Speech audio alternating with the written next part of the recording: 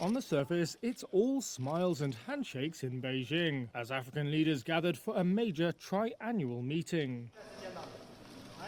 But there could be tough talks ahead, as the aims of the continent's countries come up against China's new slimmed-down priorities. Here's what to expect from the 9th Forum on China-Africa Cooperation Summit. Put simply, differences could occur over levels of trade and investment. China's relationship with African countries has long been associated with lending for infrastructure. But Africa's biggest two-way lender, investor and trade partner wants to move away from funding such big-ticket projects.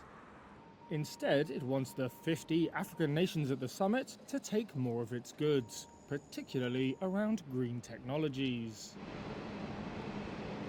However, African leaders are seeking a more reciprocal relationship over trade.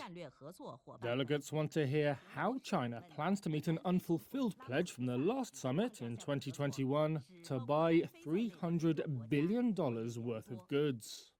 Echoing the aspirations of other leaders, South Africa's President Cyril Ramaphosa has told Xi Jinping that he wants to narrow his country's trade deficit with China. But analysts say Beijing's market access barriers are too strict, preventing African food exporters from selling into the 1.4 billion-strong consumer market. From China's trade perspective, its top priority is to find buyers for its electric vehicles and solar panels. The United States and the European Union say those are areas in which China has overcapacity, and Western curbs on Chinese exports are looming. Green technologies also shape the way China wants to provide finance. It's already started tweaking the conditions for its loans to Africa, setting aside more for solar farms, EV plants and 5G Wi-Fi facilities. That's while it cuts back on lending for bridges, ports and railways.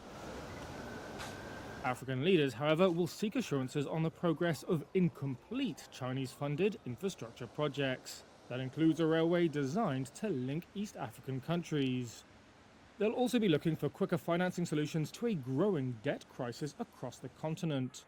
However, China will likely be cautious about more funding commitments. That's following debt restructuring bids in economies such as Chad, Ethiopia, Ghana and Zambia since the 2021 summit. China may also have one eye on an ongoing geopolitical battle for influence in Africa.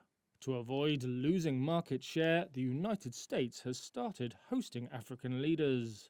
Britain, Italy, Russia and South Korea have also held Africa summits in recent years, recognizing the potential of the region's young population and its 54 UN seats. China's outsized role in both finance and trade, however, means this summit remains the biggest show in town.